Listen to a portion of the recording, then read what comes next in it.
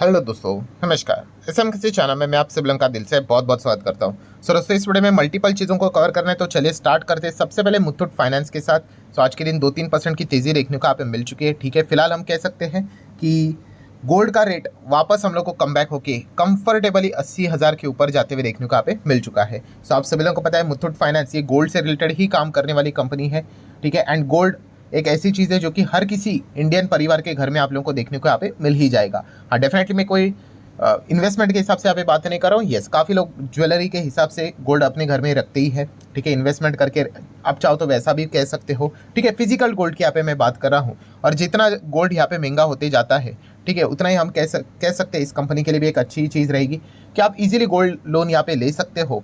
तो लोग यहाँ पे क्या कर सकते हैं, अगर किसी को फाइनेंस की ज़रूरत पड़ेगी तो मुथूट फाइनेंस के द्वारा वो लोन यहाँ पे प्राप्त यहाँ पे कर सकते हैं। सो डेफिनेटली जितना ज़्यादा गोल्ड में यहाँ पे महंगा होते चला जाएगा, उतना ही हम कह सकते हैं कि सामने वाली पार्टी को गोल्ड लोन इजीली उस लेवल तक मिलते हुए देखने को मिल सकता है। मतलब मान लो कभी भविष्य में, आज नहीं तो कल, गोल्ड तो 1 लाख तक भी चला जाएगा। सो ऑब्वियसली अगर आप लोन लेने जाओगे तो 1 लाख तो आपको पूरा नहीं मिलेगा। 70,000 80,000 के आसपास बहुत सारे क्राइटेरियाज होते हैं। गोल्ड की प्रायोरिटी कितनी है, बहुत कुछ चेंज करना होता है। बट यस, जितना गोल्ड महंगा होता है उतना ही हम कह सकते हैं इनके कस्टमर भी लोन के फॉर्म में आते हुए देखने को यहाँ पे मिल जाते हैं। देन अगर हम लोग यहाँ पे बात करेंगे IRFC से रिलेटेड, सो IRFC कल के दिन हम लोगों ने देखा था कंपनी को GST का नोटिस आते हुए देखने को यहाँ पे मिला था। 200-250 करोड़ के आसपास का ये नोटिस था।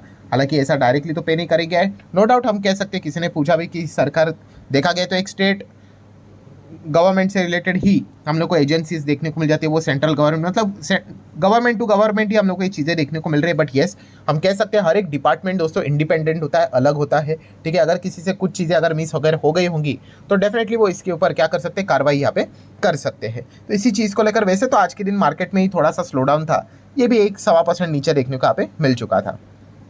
नेक्स्ट आ जाते हैं दोस्तों बजाज हाउसिंग फाइनेंस के ऊपर। अभी बजाज हाउसिंग फाइनेंस आज के दिन 6% अच्छा खासा गिरते हुए देखने को मिल गया। अभी इसके पीछे का रीज़न क्या है तो आप सभी लोगों को पता ही है। एक मैंने डिटेल में वीडियो भी बनाया था, एक लिस्ट आपके सामने रखी थी कि कुछ कंपनीज है, उनके लॉकिंग पीरियड हम लोग को एंकर इन्वेस्टर के क्लोज होते हुए देखने को यहाँ पे मिल रहे हैं। सो इनका 3 महीने का लॉकिंग पीरियड खत्म होते हुए देखने को यहाँ पे मिल रहा था। एंड इस चीज़ के चलते 12.5 करोड़ से ज़्यादा के जो शेयर्स है वो ट्रेडिंग के लिए अवेलेबल होते हुए देखने को यहाँ पे मिल रहे थे। ट्रेडिंग मतलब एंकर इन्वेस्टर पहले क्या कर सकते थे कि उसको बेच नहीं सकते थे, अभी उनके पास वो अथॉरिटी आ चुकी है। वो चाहे तो अभी माल को यहाँ पे क्या कर सकते हैं, बेच सकते हैं करके। बेचना है नहीं बेचना है वो उनका चॉइस। बट जैसे ये लॉकिंग खत्म हो गया उसके बाद आप देख सकते हो कि अगर आप डॉट्स को कनेक्ट करके देखोगे तो ये चीज़ें हम लोग को देखने को यहाँ पे मिल जाती है कि यस, मोस्ट प्रोबेबली कि किसी ना किसी एंकर इन्वेस्टर ने माइट भी थोड़ा बहुत तो माल यहाँ पे बेचा ही होगा। ठीक है, जैसे कि मैंने वीडियो में भी आपको बताया था कि 2 लॉकिंग पीरियड होते हैं। एक होता है 30 दिन का, या फिर आप कह सकते हैं 1 महीने का। दूसरा होता है 90 दिन का, जो कि हम कहते हैं 3 महीने का। ठीक है, पहले 30 दिन 50%, देन 3 महीना खत्म होने के बाद पूरा जितना बचा खुचा है आप पूरा चाहो तो बेच सकते हो। ठीक है, तो ये चीज़ें हम लोग को देखने को मिल जाती है। अभी नो डाउट जैसे ही यहाँ पे हम लोग को गिरावट देखने को मिल जाती है, ठीक है, काफ़ी सारे लोग क्या हो जाते हैं, डर जाते हैं। मैंने इसके पहले भी आपको कहा है दोस्तों, बहुत इंपॉर्टेंट चीज़ बोल रहा हूँ मैं। डेली वीडियोज़ में आप लोगों को जो मार्केट से डेली जो चीज़ें सिखानी चाहिए वो सिखाता हूँ, ताकि आप लंबी अवधि में टिक पाओ। तो जैसे मैंने कहा कि देखिए, मार्केट में गिरावट होना एक आम बात है। ठीक है, ये आप भी जानते हो, हर कोई जानता है। बट फिर भी हर कोई गिरावट में डर क्यों जाता है? यस, क्योंकि वो अपने लॉजिक्स को कभी स्ट्रांग नहीं रख पाता है। हमेशा मैंने आप लोगों को एक चीज़ें यहाँ पे मतलब सिखाई है कि जब भी गिरावट हुई है एक सवाल पूछो, वाई, कि भाई गिरा क्यों है तू। ठीक है, ऐसा नहीं होना चाहिए कि एक कंपनी फ्रॉड के चलते गिर गई है, दूसरी कंपनी जस्ट एक नॉर्मल गिरावट देखने को ले और आप दोनों को कंबाइन कर रहे हो। ठीक है, तो ऐसा नहीं होता है दोस्तों, याद रखना। जो कंपनी फ्रॉड के चलती, कुछ गड़बड़ी के चलती गिरी है, वो कमबैक नहीं कर पाएगी भाई। छोटा मोटा कमबैक होगा, वो इस्तु से जो बढ़ता है उसको कमबैक नहीं बोलते, वापस उस लेवल पे नहीं जाएगी। और जो कंपनी फंडामेंटली स्ट्रांग है वो गिरता है, हाँ, वो वापस कमबैक करता है। इसी को बोला जाता है फंडामेंटली स्ट्रांग कंपनी। सो हमेशा ये वाई पूछना कि भाई क्यों गिरा। और सबसे मोस्ट इंपॉर्टेंट चीज़ कि जब भी कोई स्टॉक अगर गिरा ना भाई, तो पहले जाके चेक करो कि क्या बिजनेस के ऊपर इंपैक्ट पड़ा है क्या। यही तो सब कुछ है भाई। बिजनेस खराब तो शेयर खराब, बिजनेस अच्छा तो सब कुछ अच्छा। तो अभी चलो एग्जांपल ही ले लेते हैं बजाज हाउसिंग फाइनेंस। ठीक है, शेयर गिर गया। ठीक है, एंकर इन्वेस्टर के रीज़न बताया जा रहा है कि डॉट्स को कनेक्ट करके देखिए कि किसी ने तो बेचा होगा। क्या बिजनेस कोई खराब ऐसा कुछ हो गया? नहीं, वो एक जस्ट हम लोग को एक, आप कह सकते हैं एक प्रक्रिया होती है। ठीक है, कोई भी IPO आता है उसका 30 दिन और 3 महीने का लॉकिंग पीरियड हम लोग को देखने को मिल जाता है। उसके बाद कितनी बार हम लोग को इस प्रकार की एक्टिविटीज़ देखने को यहाँ पे मिली है। तो अगेन कह रहा हूँ, क्या इससे कोई बिजनेस के ऊपर इंपैक्ट पड़ा? क्या रद्दी भर भी नहीं। तो आपको डरने की जरूरत नहीं है, इतना सिंपल है। अगर आप ऐसे डरने लग गए तो ऐसे कितने सारे कॉर्पोरेट एक्शंस होते हैं, जैसे कि ऑफर फॉर सेल आता है। ठीक है, अभी ऑफर फॉर सेल में भी मैं आपको यही तो सिखाता हूँ कि डरने की जरूरत नहीं है। क्यों? क्या बिजनेस के ऊपर इंपैक्ट पड़ा क्या? नहीं, अरे वो तो एक प्रमोटर को अधिकार देके रखा हुआ है एग्जिस्टिंग होल्डर को, शेयर होल्डर्स को, कि आप अपने माल को बेचो करके। ठीक है, तो ये चीजें हमें जब तक समझ में नहीं आएगी ना, आप हमेशा बार बार डरते रहोगे अरे गिरावट हुई करके। गिरावट तो कल, मार्केट तो कल भी चलेगा, ठीक है, उसके बाद सोमवार को भी चलेगा, मंगलवार चलता ही रहेगा, कभी ना कभी इस प्रकार की चीजें होती रहेंगी। हाँ, अगर बिजनेस के ऊपर इंपैक्ट आ रहा है, ठीक है, then we have to take the call कि क्या करना है करके। अगर ये बाकी चीजें अगर होती रहेंगी तो आपको चिंता करने की बिल्कुल भी जरूरत यहाँ पे है नहीं। नेक्स्ट बात करेंगे TTML, टाटा टेली सर्विस, आप सभी लोगों को पता ही है। इससे रिलेटेड भी काफी सवाल यहाँ पे पूछे जाते हैं। देखिए अभी प्रॉब्लम क्या होता है, काफी लोग क्या करते हैं, नाम टाटा देखते हैं और ब्लाइंडली जाने का विचार करते हैं, तो ऐसा नहीं करना है। ठीक है, सबसे पहले आप देख सकते हो, देखो अच्छा बात इसमें एक जरूर कह सकते हैं कि भाई वो टाटा है, इसीलिए हम कह सकते हैं कि प्रमोटर आपको 74-75 देखने को मिल रहे हैं। दूसरा अगर कोई प्रमोटर अगर होता ना, तो डेफिनेटली वो खुद ही प्रमोटर यहाँ पे क्या बोलता था, टाटा बोल देता और पब्लिक के गले में वो माल चिपका के चला जाता। ठीक है, टाटा की अपनी एक रेपुटेशन है, आप सभी लोगों को पता ही है। हाँ, इसका अर्थ ये नहीं, अगेन कह रहा हूँ, आप इमोशनल हो रहे भाई, टाटा है इसका अर्थ ये नहीं कि वो बिजनेस को डेफिनेटली अच्छा ही चलाएंगे करके, मतलब उस पर्टिकुलर एक सेगमेंट को। उनके इतने सारे बिजनेसेस है, कुछ बिजनेसेस ने तो एकदम धमाकेदार परफॉर्मेंस दिखाया और कुछ बिजनेस नहीं चले। तो अब ये टेलीकॉम सेगमेंट में आती है कंपनी, उतना अच्छा बिजनेस इनका नहीं चला है, इसलिए तो ये कंपनी अटकी हुई है। एंड इसलिए आप देख सकते हैं कंपनी के क्वार्टरली रिजल्ट देखो, कमाई तो करते हैं बट कर्जा इतना हेवी है कि कंपनी लगातार घाटे में चली जाती है। सो अगर TTML की अगर मैं बात करूँ, देखो ये जो मैं चीज़ें बोलता हूँ ना, ये बोरिंग चीज़ें हैं, बट याद रखो बोरिंग चीज़ों में ही पैसा बनता है। ठीक है, जिसको एकदम फास्ट चीज़ें चाहिए वो फास्ट पैसा गवाएगा ही। ठीक है, और जो बोरिंग स्लो चीज़ों के ऊपर फोकस रखेगा, बिलीव मी, वही पैसा कमाएगा। ठीक है, तो ये पॉइंट आपको पता होना चाहिए। अभी अगेन सेम चीज़ कहना चाहूँगा, TTML क्या बिजनेस में क्या प्रॉब्लम है, जैसे मैंने कहा कि ये कंपनी देखी गई तो ऑपरेटिंग प्रॉफिट भी कमाती है, तो प्रॉब्लम क्या है, इनका प्रॉब्लम है भाई कर्जा। कर्जे के ऊपर इंटरेस्ट ही ये इतना देते हैं, कमाते देखिए कितना है। अगर कमाई है 139, 140, 135, 130, ठीक है, चलो 150 पकड़ लो राउंडेड, भाई इंटरेस्ट ही 400 के रेंज में है। ठीक है, मतलब आप 100 कमाते हो और 400 का अगर आपका लोन यहाँ पे देना है, तो भाई आपका तो लॉस ही होगा, नेट लॉस 300 का।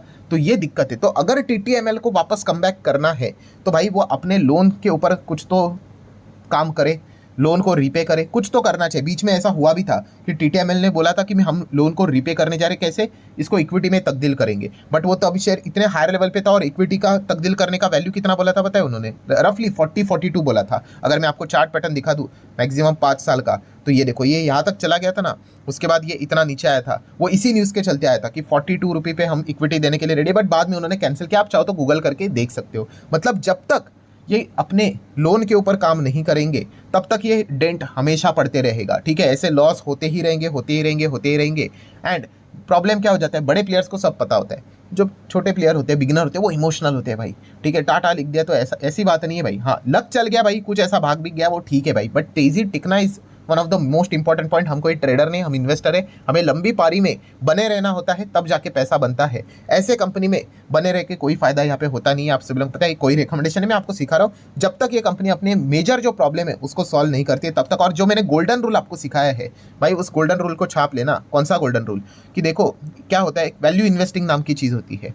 ठीक है, मतलब कंपनी का क्या होता है, बिजनेस अच्छा होना चाहिए, ये सबसे इंपॉर्टेंट चीज़ है। अरे चलो ठीक है, मान लिया आपने महंगा शेयर खरीद लिया, 100 के बदले भाई आपने, चलो गलत कर लिया, आपने 150 पे खरीद लिया, 200 पे खरीद लिया, बट बिजनेस अच्छा है ना, कोई बात नहीं, वो कंपनी कल 300, 400, 500 भी जाएगा। हाँ, आपको रुला देगी कई समय तक, बट कोई दिक्कत की बात नहीं। बट आपने बिजनेस ही ढंग का नहीं चुना है, फिर वहाँ पे कोई वैल्यू है ही नहीं।